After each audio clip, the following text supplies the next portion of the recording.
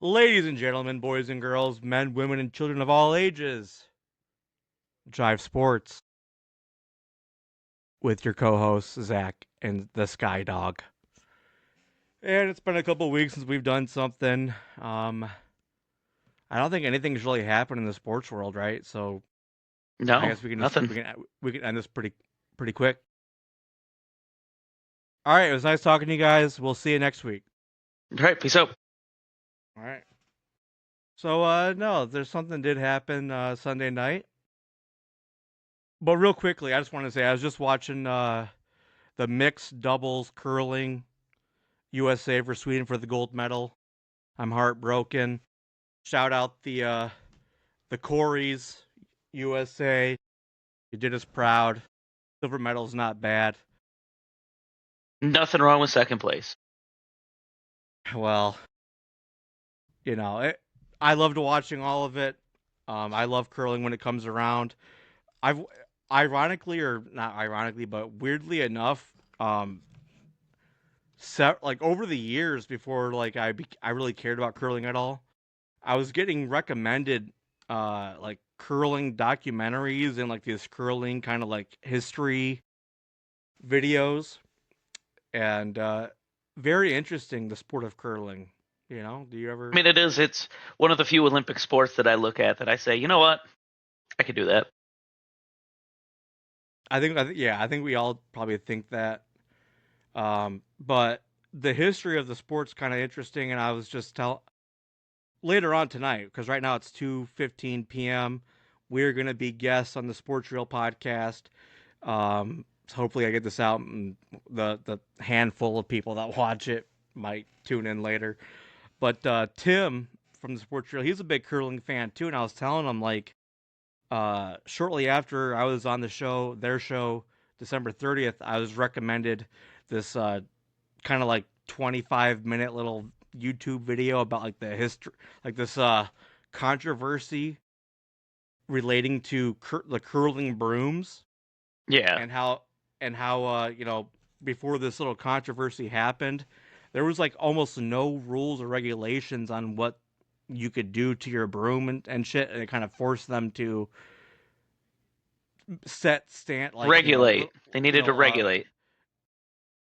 for what your broom is, because they found out over time that what's causing the stone to curl is little micro scratches in the ice, Yeah, it and makes kind of sense.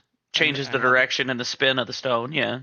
it kind of follows the groove that you're artificially creating as it goes. And so because there was no rules on what like the broom could be, somebody invented this new broom that was like dominating the sport because it was creating more of those scratches and those little micro scratches that you can't see with your eye.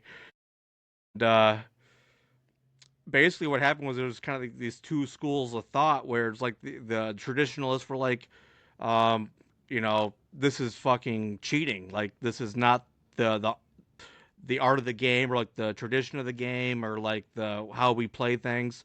So the guy who was more of a traditionalist was like, if you guys aren't going to change your brooms back to the original, I'm going to create an ultra broom. And he did all these little studies and scientific shit and put these different fabrics together and created a broom that created more curl and shit than the previous one did. And they had this match. I don't remember the guys' names. They're like the two best curlers in history. Brother, And I couldn't name a single person that's ever done curling in the history of the world. I wish, man, I wish I could name some. But so they had this tournament, and they're in Canada, I think. And before this Great match place for happened, curling. not much effort put into like creating any like the surface or anything. But the two like top dogs in curling history are on different teams using different brooms, and they before they meet in the finals, they meet in this underground fucking locker room with them two and like the official of the match, and they said we need to figure out which broom we're going to use, and they decided to go with one of the brooms, and it led to the broom that you see today. So the broom does matter, and long story short, USA silver medal. The broom does matter. We need a T-shirt. The brew matters, The broom and matter. that led to them, putting the standards in place, the regulations to make sure everybody's using the same shit, which is important to figure out And who's yeah, safe. it matters. It's you get into a serious competition at the level of the Olympics. I think everything should be as regulated as possible to try to be as fair as you can be. But curling is one of those things too. It's funny. It makes me think about. It's not just. I don't want to say it's just a male kind of thing that happens, but we'll turn anything into a fucking competition. You know what I mean? Like everything's Absolutely. all these little sports and games and card games and board games and sports I and mean, darts and you can see cornhole tournaments on ESPN during the summer. Like, that was nothing, 10 years ago. Now it's like a big event. So they'll turn everything into like the most competitive competition. Who can get the edge? How do you get it? What does this mean? It's insane. Right now, out of the corner of my eye, I'm watching men's figure skating. It looks like. But anyways, so back to where, back to the apparently, beginning. Back to the beginning. There was an event Sunday. Um, I'm was there? not Oh, gonna what Olympic event are we talking about that happened Sunday? That's a boot. I don't know what happened. You tell me how your day I don't went know. I don't know. Sunday. I don't know. It was kind of weird. There was supposed to be something big going on around like 6:30, but from what I heard, they canceled it. It didn't happen. Oh, okay. Yeah, it Well, didn't even happen. I That's crazy. so in real life, what actually happened was the Sky Dogs, New England Patriots, No, they didn't play this weekend. played in a Super Bowl Didn't happen. against the Seattle Seahawks in Santa Didn't happen. Monica, California. Santa Clara, California. Santa Santa Monica's Clara. by Los Angeles. I'm from there, so I should know these things, but I don't. I just feel like it's all the same. Tell me what happened. Came out. Defense played fantastic. I mean, we couldn't ask the defense to play any better, but I don't know if the offensive line didn't show up and they had just random people they pulled from the crowd out there or what, but we couldn't block anybody. I mean, it's hard to ask a 23-year-old second-year quarterback to go out there and get shellacked like that and expect a game. You got to give me more. I mean, what more do you want? They didn't give us more. For the folks at I home, will say, Skyler is a sports sicko. He follows this shit way more than I do, to a different level than I do. And we get to these moments where I need more information. There's more to it. I don't know. We're still waiting to hear more about it. I know, seeing stuff about Will Campbell and Vrabel already came out and said they're going to keep him at left tackle, which I'm not against, but I'm also seeing that when he got hurt, I think it was week 14. He was listed with a sprained MCL. He missed the rest of the regular season, came back for the playoffs. Now people are talking about that he actually tore his MCL and he came Well, back while it he was still said, hurt. from what I understand, is he Yeah, came out and said that he he said it while they tore were a talking. ligament. They asked him about how important the other linemen were, like, and he talked about how Morgan Moses helped him through like the torn MCL, and which really upsets me because if that's true and he rushed himself back and was still playing hurt, Vidarian Lowe was playing left tackle while he was out, and he did a fantastic job. I think we could have, kept Campbell on the sideline and maybe had a fighting chance, but I don't know. The entire offensive line struggled against that Seattle front, but Mike They McDonald struggled the entire fucking was playoffs. sending nothing but pressure the entire game. But at that point, I mean, how many times have we seen it where the Super Bowl is decided by which team's more aggressive on the defense? Uh, Quite a bit. I don't know. Yeah, I mean, if Will Campbell and the Patriots staff knew this man is not 100%, he's got a torn ligament at worst, but at best it might be severely sprained or strained. And we've already seen what happened against the Texans in Denver.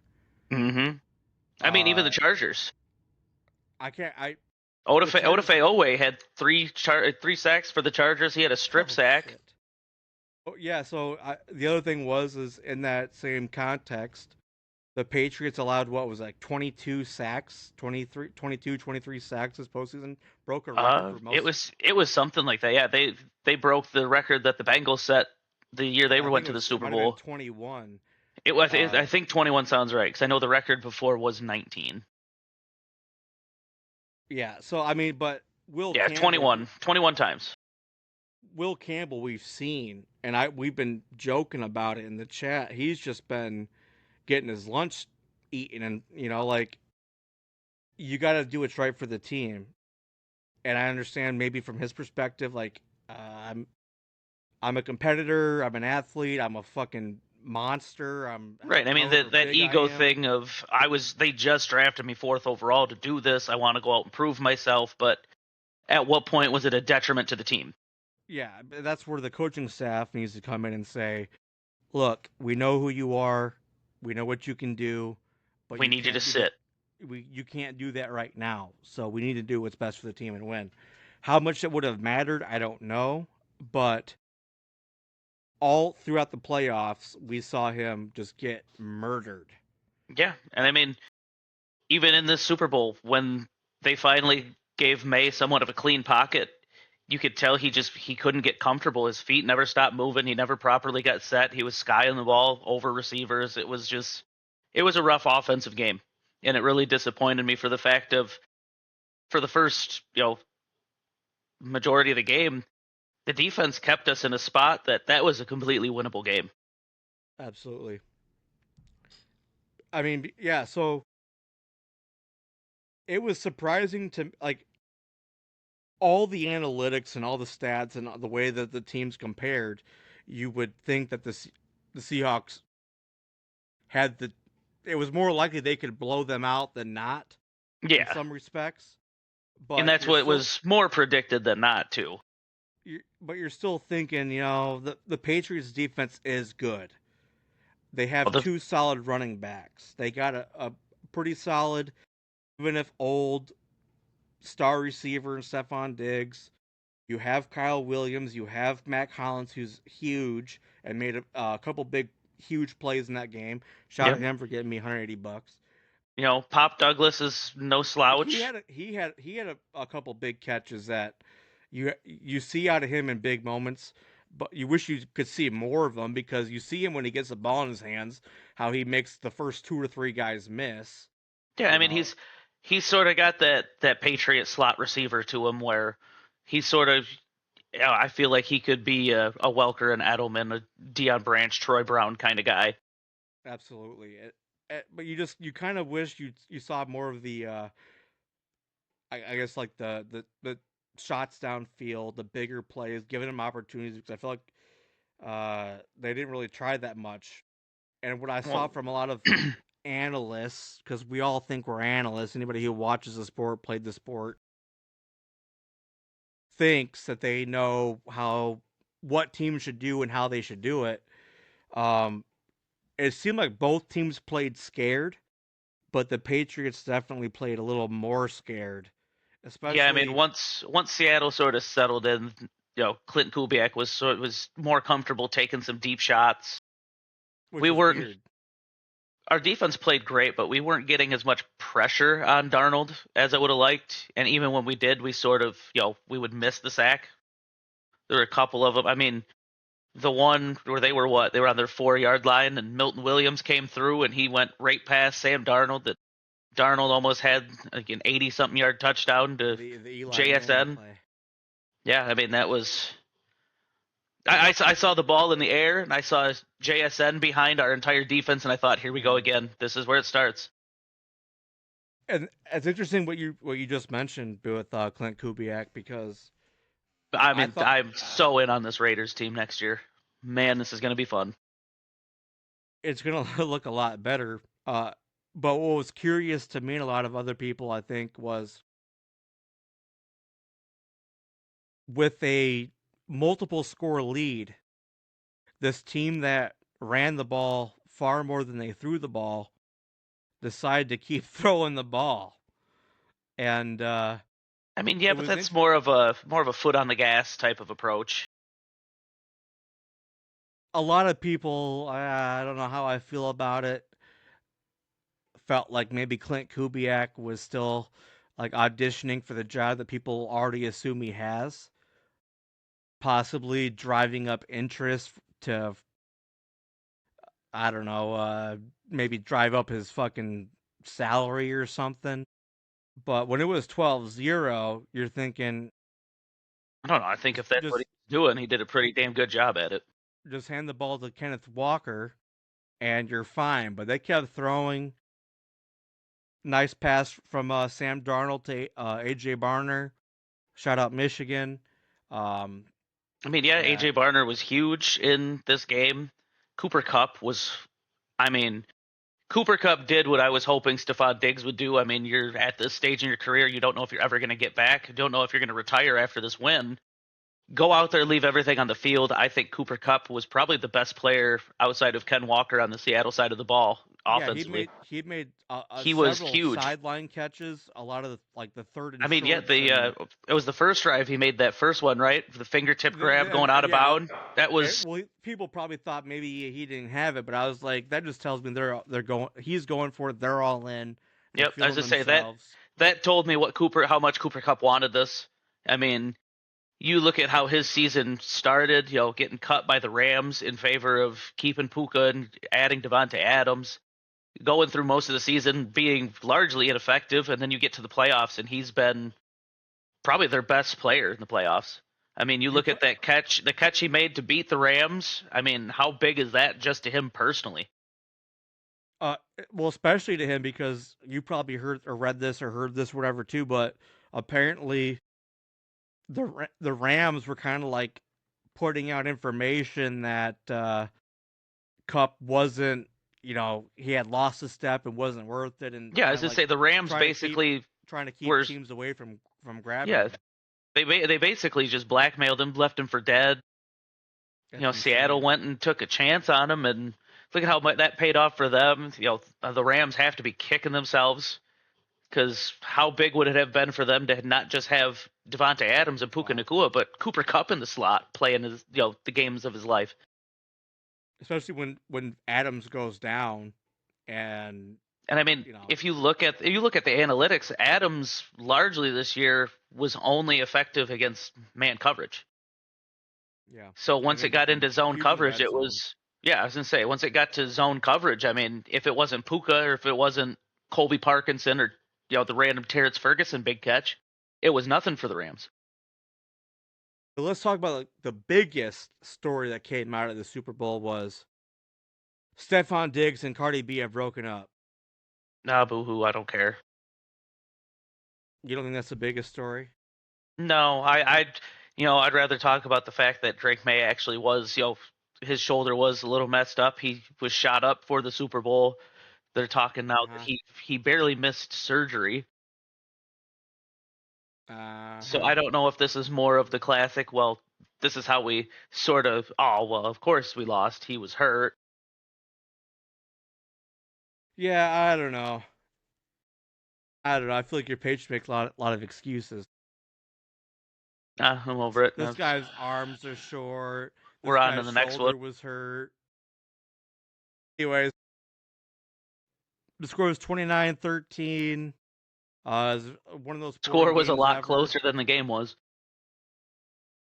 Yeah, I mean it was a very boring, very bland game up until the fourth. Patriots still had a chance to win until defensive touchdown kind of put it out of reach Yeah, for that. them because it was like what 12-0 going into the fourth, and you're thinking this is the Patriots. Yep, They they got got the the AJ Barner touchdown.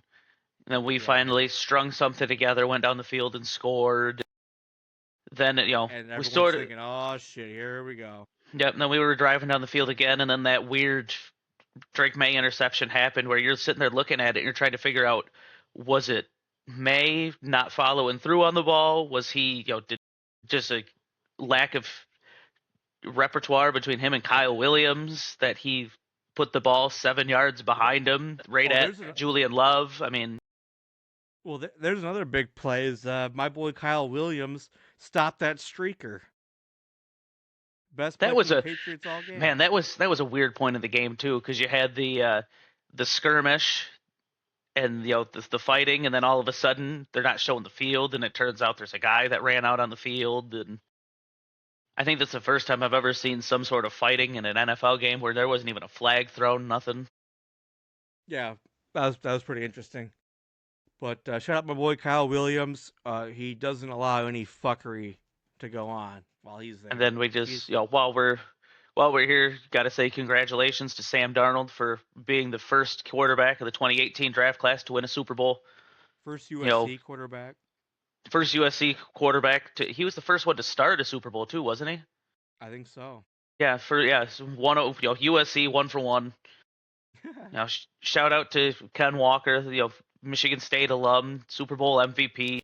How big was he in the first half? I mean, 94 yards at halftime. He was on pace to be like top 3 all time in the Super Bowl in a single game rushing. Yeah, so I'm a Michigan fan. I think you are too. But I love Kenneth Walker from that Oh, he's so fun to watch. He's electric. I mean, since that Michigan State win where he had 5 TDs. I started looking into his background. I think he was at Wake Forest. They couldn't yeah, he was figure at out what Wake to do with Forest. him, and he said, "Well, okay, I'll go to Michigan State and be a Heisman candidate then." And it was And crazy. He was good enough. I mean, he got Mel Tucker $95 million, and then Mel Tucker said, "Hell yeah, let me go make a call." yeah, absolutely, and with both hands free or something. But also that kind of reminded me, like, as much as I love Ken Walker, the Seattle fucking special teams, Jason Myers, NFL Super Bowl record, 5 kicks. Yeah, I mean, One of them looked a little iffy, but Michael Dixon, this guy, the those punter, some of those punts were crazy. I mean, how many did he pin? How many times did he pin us in the 5? uh, I think there was like 2 or 3 that were like within 6, but I feel like almost all his punts, except for maybe 2, like I think they punted like 7 or 8 times, but like uh, they were pinned back under 10, at least 5 of those 7, and And like 3 of those were picture perfect. You can't do it better. And I kind of felt like maybe you give the punter the fucking MVP, honestly, at that or point, you the should have or the just or gave the it to the kicker special that just teams. broke Yeah, a the record. combo. Yeah. Phenomenal, phenomenal by them. Phenomenal by John Schneider, the GM. Phenomenal by McDonald, who is a first-year head coach, Super Bowl Second champ. second year head coach. He was there last year. As was he? Yes, last year was his first year. I know that he was hired like 13 months ago, Yeah, so no, I he feel like he that was last year was his first year as their head coach. doesn't sound right. No, no, it's right. This is his second I year. believe you because you're a freak, but I just feel like I gotta look this up real quick. But But shout out Mike McDonald, former Michigan defensive coach. I mean, I can't wait for oh him and shit. his son to finally celebrate that Super Bowl Thursday between 3 and 3:30 p.m. Yeah, so of course, Skylar's correct. This was his second full year. I thought it was his first full year. But yeah, there's a story that came out that where he spends like 30 minutes a week with his son, his newborn son, like every Thursday for like 30 minutes. And then after the game, he said, I wish the season would have gone on longer. Fuck my family. He hates his family. They're just there to um, make it so that he doesn't look so lonely. last thing I'll say, last kind of like thought I have is, throughout the year, I've been calling Sam Darnold Dick Hammer's grandson. I heard that when he was drafted that he was the son of Dick Hammer, so that made me Google him and find out he was like a track athlete at USC back a long time ago, and did some acting.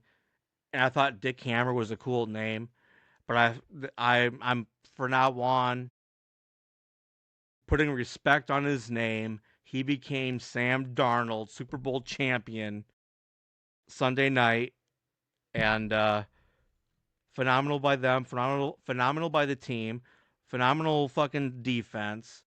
Everything went fucking as perfect as it could have gone for them. Do you have any final thoughts on your Patriots moving forward and the game? No, I'm just sort of curious to see what steps they take going into next year, what problems they start to address because I'm surprised as anybody that we made it this far. When we did our predictions, I had us losing in the True. second round of the playoffs. There's a lot of turnover that's going to happen with this roster, so I just want to see how they manage that, what guys they decide to bring back, who they decide to bring in new, what we do in the draft. So I mean, it's gonna be an interesting offseason for sure. It's also kind of hard to really pinpoint and blame. Like you can look at the line, but I also put a lot. it is a young line. There was some significant injuries, and you're kind of I like, also put a decent amount of blame on Josh McDaniels. I mean, you're in the Super Bowl for I think the ninth time. You like it was either ninth or 10th time for McDaniels in the Super Bowl, and it didn't look like he even understood the flow of the game. We had some decent success running the ball early on, and then he just kept trying to throw abandon it. it. And you'd get one successful run, and then he'd go straight back to play action passing, and it would just get blown up. And it just run the ball, establish the run, control the clock, let May get comfortable and settled into the game, and keep the defense guessing, get the defense out of their comfortable zone. But I don't know. Give the Patriots defense a breather too. Yeah, I was gonna say, how many three and outs did they have there in the second and third quarters where it just, couple passing plays straight and they're just punting the ball. They've got 40 seconds off the clock or something. I mean, it was. And the Seahawks, not every time, but like at least half the time, felt like they started in good field position because the Patriots were starting so deep in their own Yeah, I was gonna say, how that many times did we start right around our 15, 20 yard line? We'd go three and out and they'd get the ball right around the, 35, 30 yard line. even worse than that, I was going to say like they probably started, They started around 40 or midfield. I 50. was gonna Yeah, I say, was going to say yeah. at least 3 or 4 of them they were starting pretty close to midfield. That's two first downs and you're already in field goal range, so you have a Well, lot yeah, and that's more why they wiggle had room. five field goals because they'd get the ball at their own 40 yard line and you know, one or two first downs, now they're in field goal range. And yeah, we make the stop. But when you put up 15 points, just with your kicker, I mean, we scored a couple garbage time touchdowns, but this game was never even close. It didn't feel that way. Anyways, folks, we are sports nerds, sports sickos. We haven't really had an opportunity much to talk about hockey or basketball or We other sports. before we transition, we've talked about Clint Kubiak and going to the Raiders and everything. You want some optimism about Ashton Genty next year? Go ahead. So these are some interesting stats comparing Ashton Genty and Bijan Robinson. These are runs where the running back had at least a yard before initial contact. Yards per Mm-hmm. carry, Bijan Robinson had 6.8, Ashton Genty had 6.78. They both had a 71% success rate, 25% missed tackle force rate, and Ashton Genty actually led the league in yards after contact per rush with 3.4. And you look at how much Clint Kubiak likes to run the ball. They're going to Oh go yeah. out. They're going to go out and they're getting Fernando Mendoza. I don't see them doing anything else. If they can build They a don't have a decent offensive, choice. they have a choice. There's other No, guys they out there. don't. This is the type of team I personally would, trade back a couple of picks, let somebody else take Well, Mendoza, here's the build up thing. your You offensive line, and you could. you and There's I know that, but the rest of the world doesn't. Like well, Raiders and not Nation just is the already sold in not just the or rest of bought the world in. doesn't know that, but I mean the front office is bought in, owners are bought in, GMs bought it. Like if anybody on this team didn't take Mendoza, I think they would probably get like drugged through the streets. Yeah, I mean, we've been last show or two. We've both said, like It's a cute story, and he's very smart. He's got a high football IQ. He makes the plays. He's accurate, but that's with a top line, top defense, top running game, and a couple solid big receivers that can Yeah, I mean, ball both of control. He doesn't have that in Vegas. yeah, and you look at that team, how many of the guys from that offensive line are gonna be, decently high drafted? Both Omar Cooper Jr. and Elijah Surratt are probably gonna be top three, at least day two picks. Yeah, Like there's a lot of talent around him on this team. I don't know how they're gonna do with their offensive line because they probably had the worst O line in football for the regular season up until the Chargers lost all of theirs.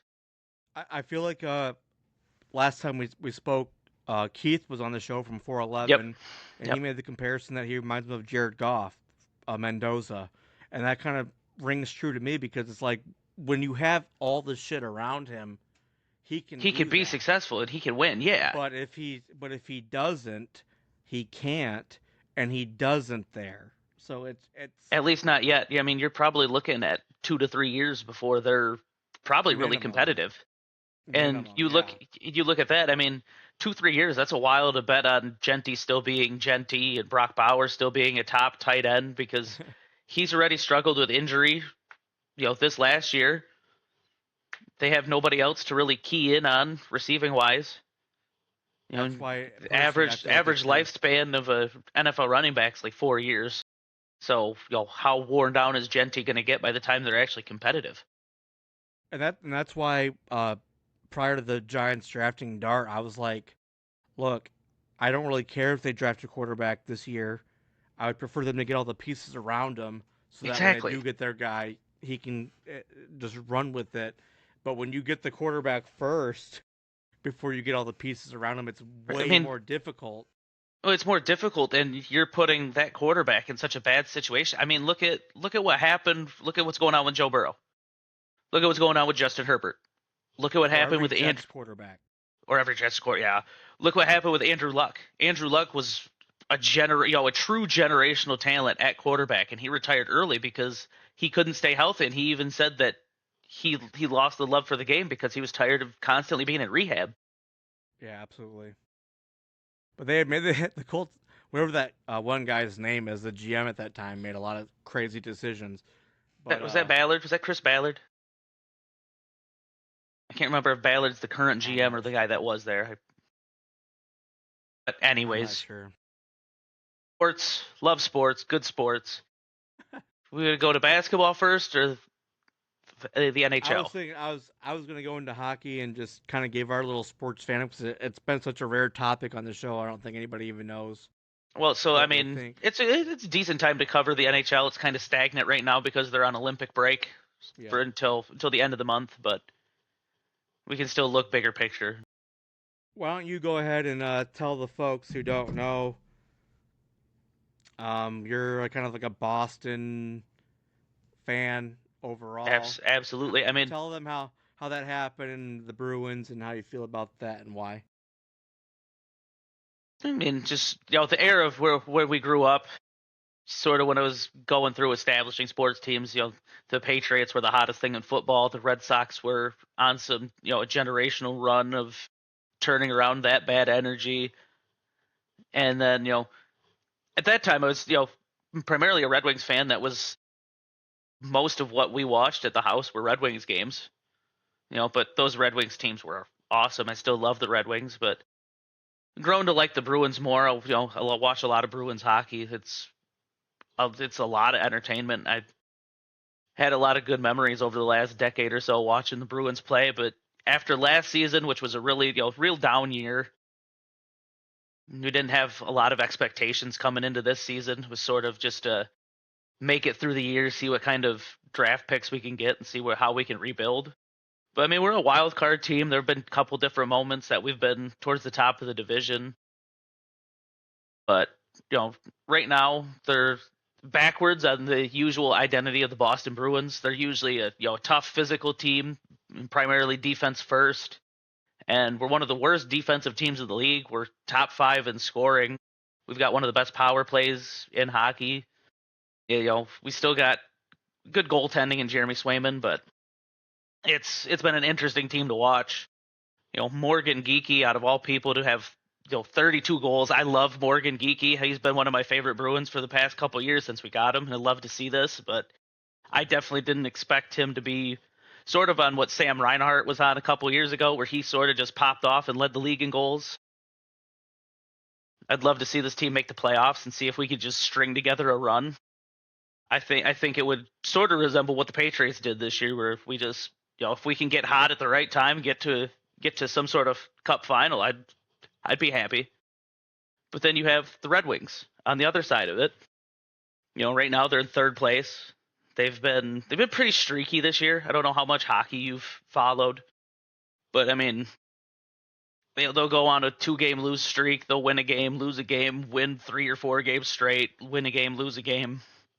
Right now they went into this Olympic break struggling a lot. They lost 4 of their last 5, and I think 2 or 3 of those losses were shutout losses.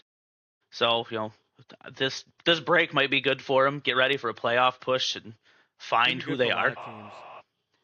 Oh, absolutely. I mean, other than like, I think this hurts like Colorado. Colorado's been insane this year, and now you're Yeah, taking a couple weeks off. Can they come back and still be as dominant? I mean, Colorado's only lost 9 games in regulation out of 55.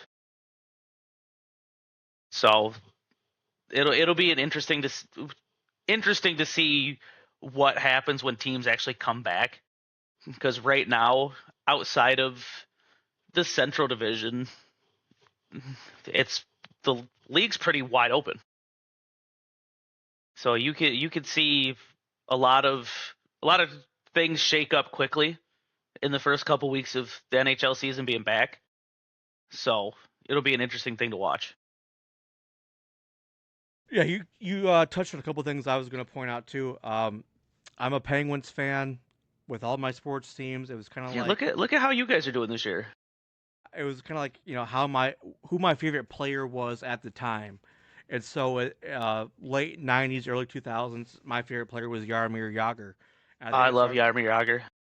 I think it started with just like that's a really cool name, but then also he was sweet. The mullet, So yeah, the mullet. and he was just tough as nails. He probably would still play if somebody would let him. He I might think he's still still be playing in in, Europe. I think yeah, he's and still playing some, in Europe. but I mean he played in the NHL till he was fucking mid 40s or something. I Um, think his last year in the NHL was like 2018 or something crazy enough.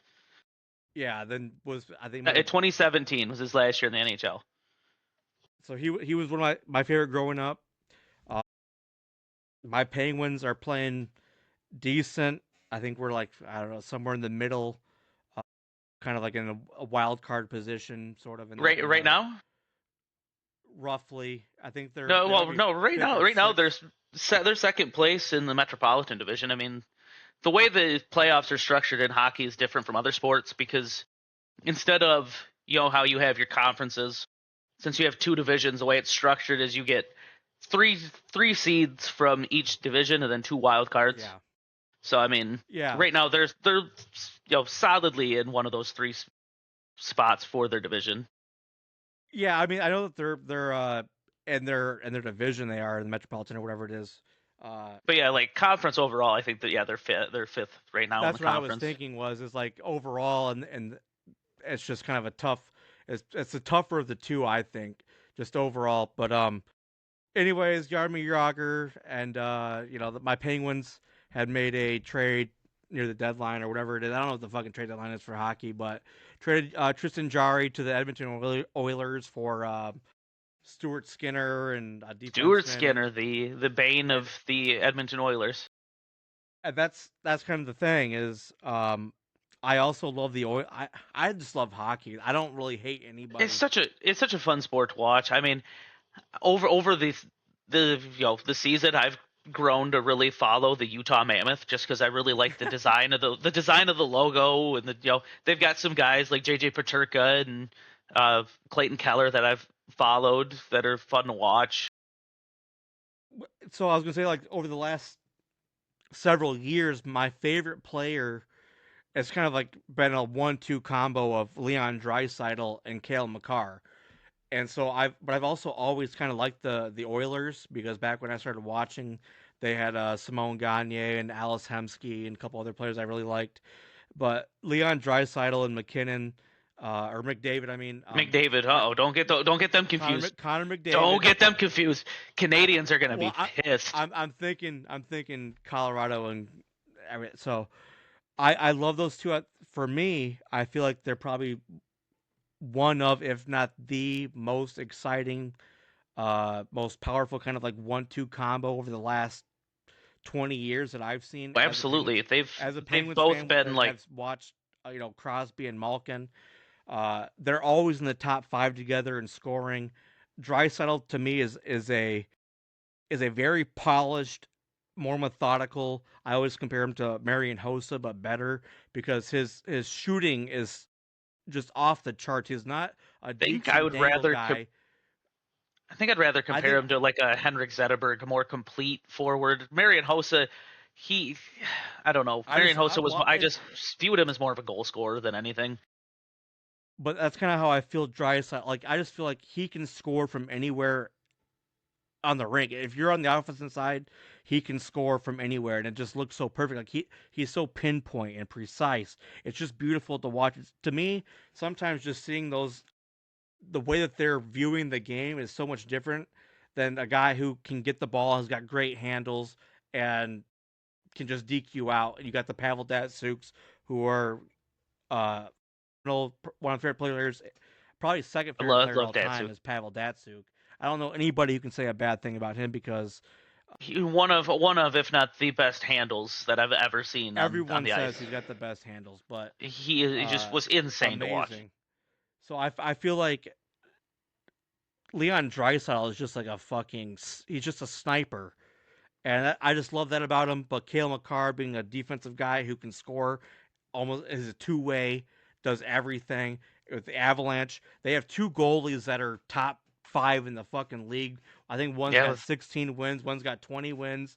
And to yeah, but your I mean, point, it's hard to really put that just on the goaltending. When you have probably the most complete team in the NHL, both offensive and defensive, I mean I'll that's true. give it because especially looking at who their goalies are. I mean, I'm not as familiar with Wedgwood, but Mackenzie Blackwood, I remember watching him when he was in New Jersey. I mean, he's never really been more than just a solid goalie. And So that's I Stuart Skinner is like you had so much goal support, but the Oilers' defense sucked, so they'd keep getting these playoff runs. But Draisaitl, uh, those guys can't keep up with the amount of goals they're letting in. They gotta get a break sometime. yeah, that's why I thought I heard Wedgwood's name before. They both played for the Devils for a little while. I mean, it's kind of funny that you look at what those Devils teams were when they were there and where they're at now. It's just night and day difference. But to your point about the Olympic kind of break, what what more like kind of situation could be more detrimental to a goalie's rhythm and everything like that than I don't know, a 3 week break. You Hiatus, know what I yeah, mean? it's Because you're huge not because playing you've as got often that. as you are in the Olympics. Not all of them are playing in the Olympics. A lot of them are, but most, I don't know what the percentages of like starting goalies in the Olympics are, but they're Oh, not I playing can I as can tell many you, games. I highly doubt Blackwood or Wedgwood are playing in the Olympics. Yeah, I don't even know. Those sound like American names, so probably I not. I want to say I want to say they're Canadian. At least I think Blackwood's Really Canadian. boring. But we Yeah, grew up they're in both Canadian. They're Michigan. both Canadian, so I can tell you right now that neither of them are playing. We both grew up kind of also liking the Red Wings. First pro sport I went to was a Red Wings game. Oh, we Uh, used to we used to go to Red Wings games all the time. I mean, it was I grew up electric. with a Lidstrom jersey. My dad had a Shanahan jersey. They were I had a fuck. Shanahan jersey personally, but I love Nick Lidstrom. I still do. I like all those oh, great players greatest from greatest Michigan. defenseman of all time. I will not take arguments. But watching the Red Wings, probably 2 or 3 of my favorite players of all times were Red Wings. Pavel Datsyuk, Dominik Hasek, Brendan Shanahan. Shout out to Tomas Holmstrom. He was a lot of fun to watch. And we grew up. Well, I don't know, in West Michigan, just as a whole, I guess. Born and Justin raised. Justin Advocator went to Mona Shores, I believe, He did. which Yep. is right down the road from us. He basically played the Tomas Holmstrom role as a big body that would fucking Crash the net, get the rebounds. just block out the goalie's view and just allow those deflection goals and things to get in. National champion at Michigan State, had the game-winning goal in the national championship game. I didn't know that. I remember watching that game. But I remember. Yeah, I remember watching that game. It was fun. I think they played Maine. Maine. The Maine Black Bears. I want a Maine Coon cat. I love Maine Coon cats. Had one growing up. Highly recommend. So, anyways, right now the standings kind of look in the Eastern Conference. You got Tampa Bay, Montreal, Detroit, Buffalo. As the top 4. The Metropolitan, you got Carolina, Pittsburgh, Islanders, and the Columbus Blue Jackets. Yeah, the Blue Jackets have been making some noise. Shout out to the Blue Jackets. They got a lot of guys from the University of Michigan. They've got a lot of former Boston Bruins on their roster, but they're not in the playoffs currently. They're just out. They're just outside the wild card. They're just outside of it. That's kind of the top they've got teams in the East. Shout out to Adam Fantilli and where's our guy? Yeah, Zach Werenski, couple Michigan guys. The problem for them too, career-long Blues. Is I think Washington's kind of beat up, and they got a couple guys I think coming back after the break. Yeah, that'll be interesting to see how the wild card push goes, because I don't know if Buffalo's got the legs to make it into the playoffs. Same thing with my Bruins. I don't know how we're going to come out of this. Because we've been, like I said, we've been a top 5 offense, one of the best power plays in hockey, but that's something that's easy to disrupt. I was going to say, your Bruins, they got a couple of young guys, Morgan Geekie. Shout out to the Toronto Maple Leafs for giving us Fraser Minton. I was going to say Fraser Minton's 21 years old. I think he's got like 29, 30 points or whatever. He's been insane the last couple weeks. How about Morat Husnudinov? What a name! We've got some names. We've got some names. Well, Morgan Geekie has to be the name with a Morgan Geekie is it's a great name. I just love names that are dork, geek.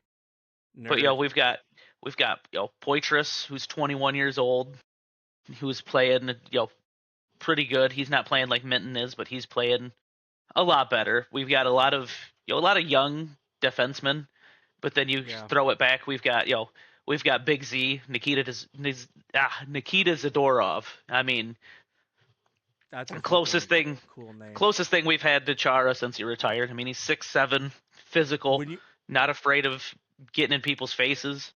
When you have a name like that, say that again. Nikita Zadorov? When you're Nikita Zadorov and you're somewhere in Russia or some territory close to, and you're walking down the street and somebody kind of walks up, you say, hey, you kind of got like an athletic build. You ever play hockey? And they say, no, I never have. They say, well, don't worry about it. You just got drafted by the New York Islanders. And he says, well, that wouldn't surprise me how it works over there. I just told you I've never played. Yeah, but your name is Nikita Zadorov, so you're gonna be fine. You'll be good. Just go.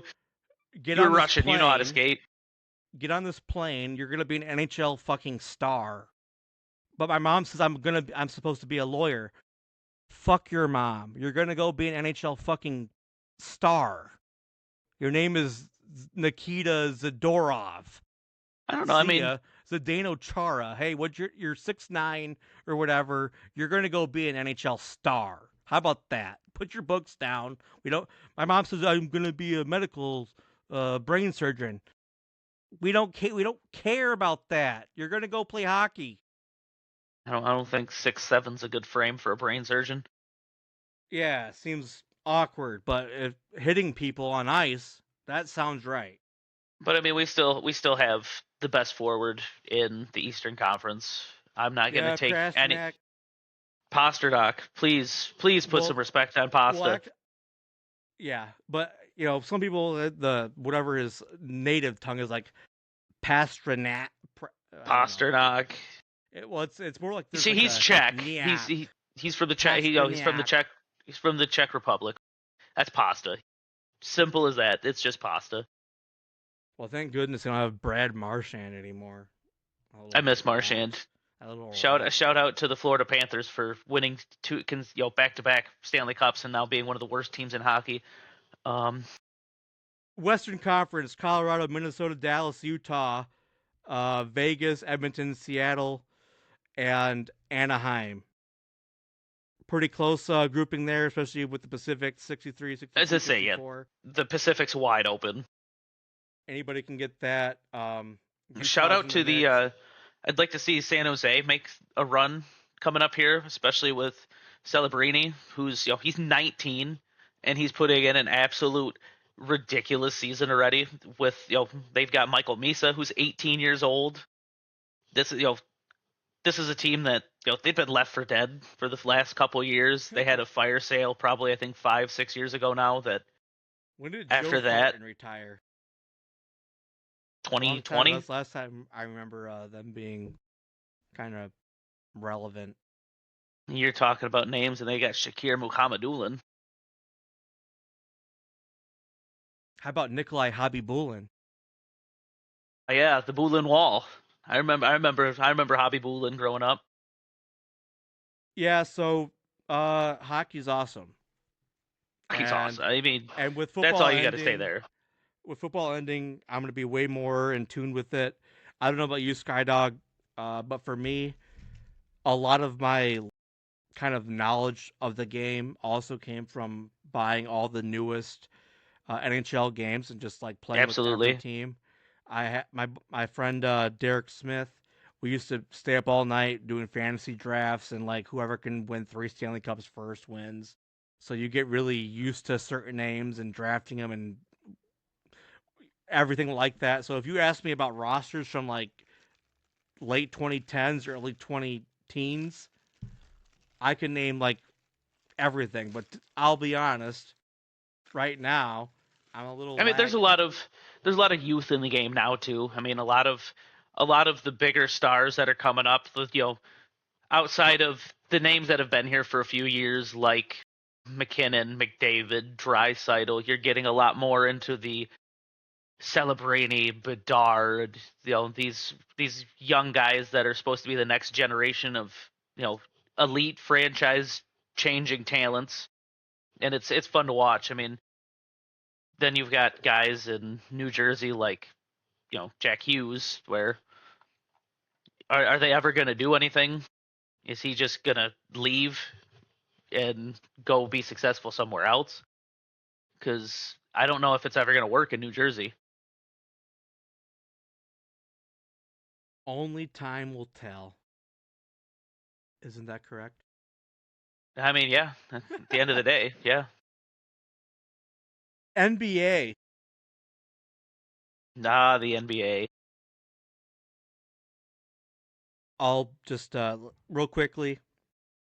Growing up in high school, from like 2000, I'll say 7 to like 2012, 2013, my daily routine was to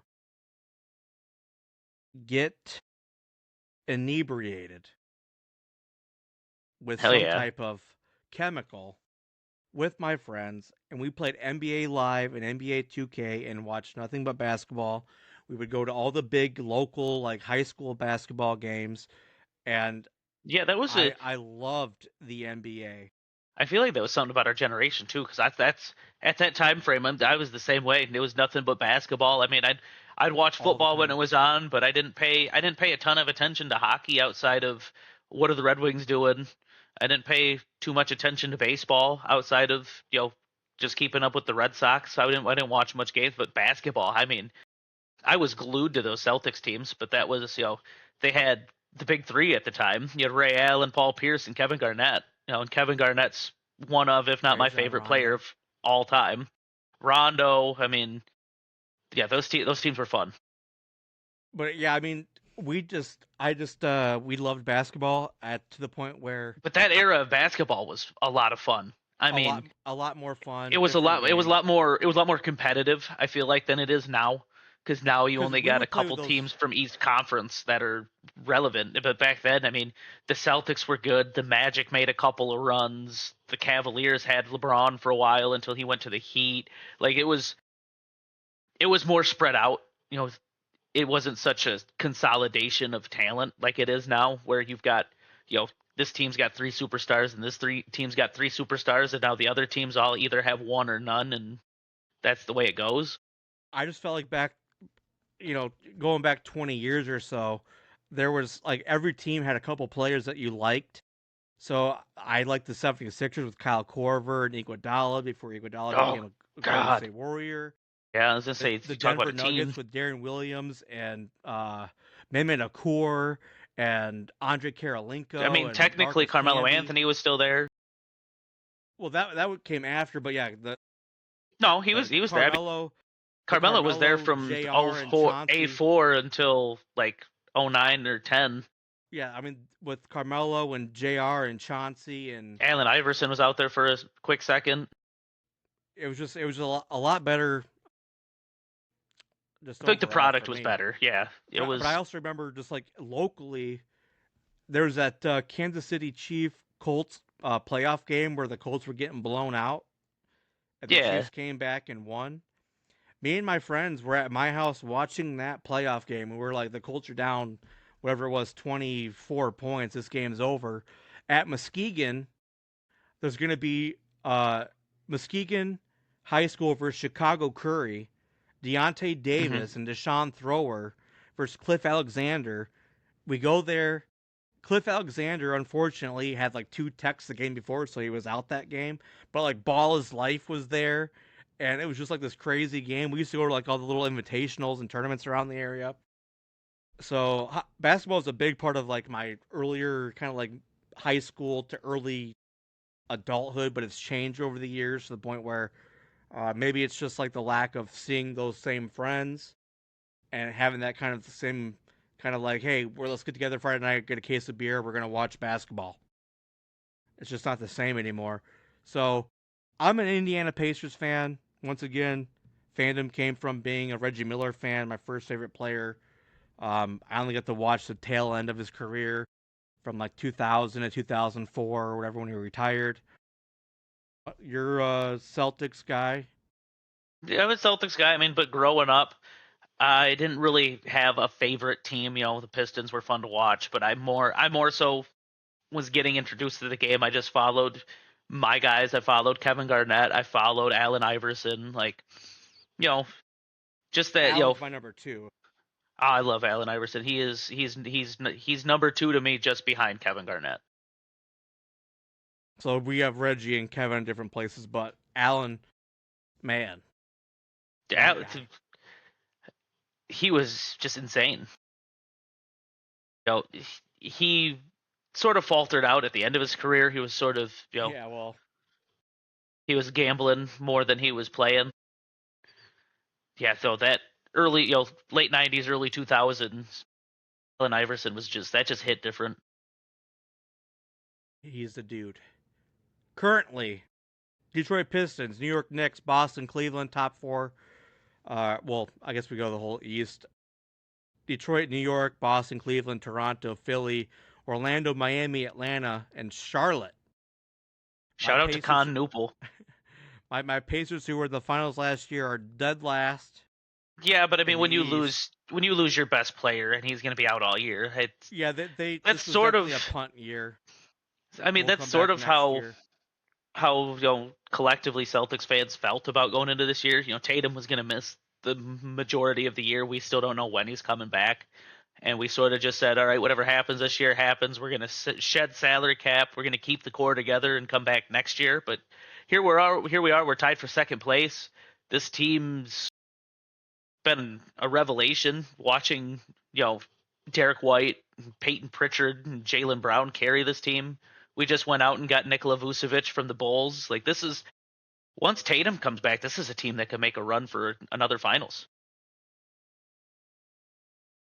I feel a little differently about my own team because I didn't really care for the trade that we just made at the deadline. Benedict Mathurin is one of my favorite players, kind of like a young guy shooting, scorer on the team. We traded 2 first-round picks to get Zubac. Zubac I is wasn't. crazy. I I really I like that deal. I like it. I'm not saying he's not a good center. I think he averages like 14 and 12, 14 and 11, something like that. Um, Yeah, he's been crazy for the I Clippers, but I mean the Clippers I don't just know. needed to move on.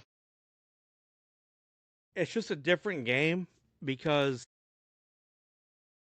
shooting is so important, and he's like your more traditional kind of center, and I just kind of Yeah, but I think I didn't really care in this about day and age, two first outside round of picks. this day and age, outside of having like Victor Wembanyama, having more of a traditional center sort of anchors the team. A lot of teams that have that traditional like center, they've almost been running their offense out of that center position. I wasn't a big fan. Western Conference: OKC, San Antonio, Denver, Rockets, Lakers, Timberwolves, Phoenix, Golden State, Portland, and the Clippers, who were on a pretty hot run um, Yeah, they've cooled off a for a lot. minute. Yeah, they've cooled off quite a bit. They've kind of got their own little drama going on all year. They've been kind of the topic of conversation for all the wrong reasons. They've been that way for the last decade though. But it's been kind of bad the last year with the Kawhi Leonard and the under the table sort of possible deals that are going on. We all know those types of things happen in all sports, but it's kind of like the first No, time, that kind of like the doesn't first happen in time that it's sports. kind of like here's all like the paper trail that leads you to it, which is interesting. Do you have any one little quick story was last year I went to San Antonio for the first time, and me and my girlfriend's boss, because they're going down for like this little work conference deal, and he has all these like Weminyama like rookie cards and shit.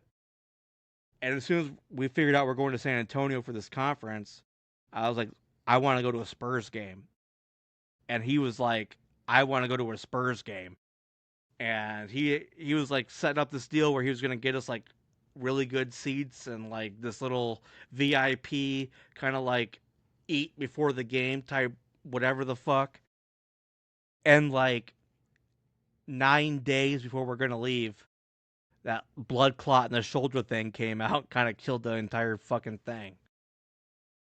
So that's my little San Antonio Spurs deal. What do you think is going to happen here? For just for the rest of the season, Yeah, who do you or like moving forward? Is there any type of I mean, I'd really like to see dark horse? the Pistons make a run, but we'll see what happens when we get to the playoffs. See how real of a team they are. Regular season NBA, we've seen, it's kind of light And a with people terrible taking rest conference. days, and I mean, terrible division too. I mean, Just terrible. but I'm hoping the Celtics get it together. I'd love to see another championship run, but the East doesn't scare me per se. You look at the West, the Thunder. The Thunder are the Thunder. How do you stop SGA from getting 20 free throws a game on top of all the other weapons they have? The Spurs are very interesting. I wouldn't be surprised if the Spurs took the championship this year. The Spurs had OKC's number for a good portion of the year. I think for a while they were had a head to head better record. I don't know if that's still that was like a I don't month know ago I about was head. looking at. I'd have to look. Yeah, I mean the Nuggets are interesting just because they've still got that little Jamal Murray, Nikola Jokic like core, but Right they don't have now, the same feel right now, San Antonio is 4-1 against the San Antonio Spurs. Or against the against OKC OKC. I Thunder. mean, like I said, I would not be surprised if the Spurs won the finals this year. I think personally, to me, I think I'd put the Spurs as my favorite to take it all. But the Rockets are the Rockets are interesting. I don't think they've got enough gas to get past some of the other teams in the West. The same thing with the Lakers. I think the Lakers are only going to go as far as Luka Doncic can carry them because LeBron is not LeBron James anymore. He is not. I don't think he has to be. I mean, Austin Reeves is He doesn't. great. He doesn't have to be, but that's that was been the point of the last few years. I think that was the big point of the Luka trade. Let him settle into more of a that point guard role that he's been playing. Let him disperse the ball and get it around the court, and he could still put up about 20 points a game.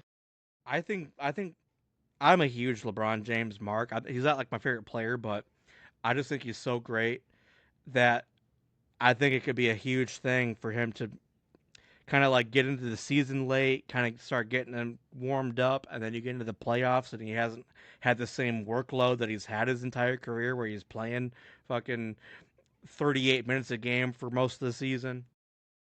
I mean, yeah, that's You don't want to rested LeBron. You don't want to play a rested LeBron James in the playoffs. I don't care.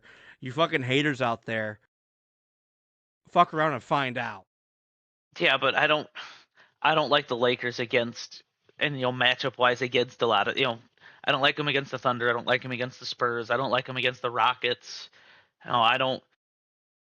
I'd be interested to see him against the Warriors in the playoffs because Steph Curry is sort of in that same boat. He's making a last hurrah in this thing. They've sort of cobbled a team together around him. Yeah. So I mean, I don't know. I fuck. I Because I'm such a like a player fan. I've been kind of rooting for the Knicks because my favorite player in the league Oh, right now fuck the Knicks. Is No, Jalen Brunson. no, So I've been tonight on the gross. sports reel. We've made kind of like a little bet that's kind of dependent on if the Pistons and the Knicks play in the playoffs. Where I'm gonna take the Knicks to beat the Pistons if they play. I don't think so. I'd Well, we're rather. gonna find I out. think We're gonna find I'm out if they thinking. do. I mean, yeah, we'll find out. If last year it went the next way, but who knows about this year? You know, You know who it didn't go their way against? The Indiana Pacers. I mean, yeah, but that's sort of been the case for the last 20 years. Forever. I mean, when the Taliban takes out New York, it's kind of. So yeah, I don't know where to go from here because I don't mean I'm stupid. I've got sports on right now, but that's being a fan. Manchester United's just started. I mean, this Well, I is was going to gonna be a say, good game. moving forward, I'm personally gonna be way more in tune and more uh fucking aware of what's going on.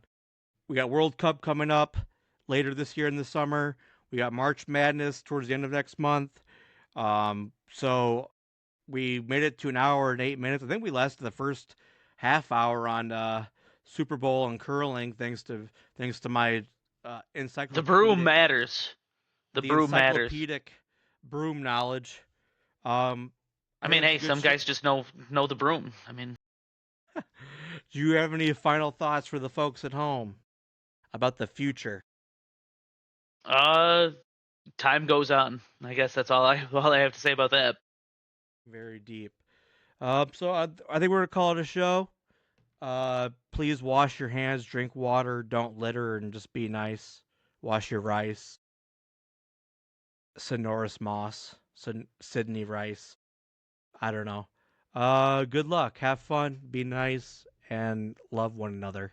Cheers.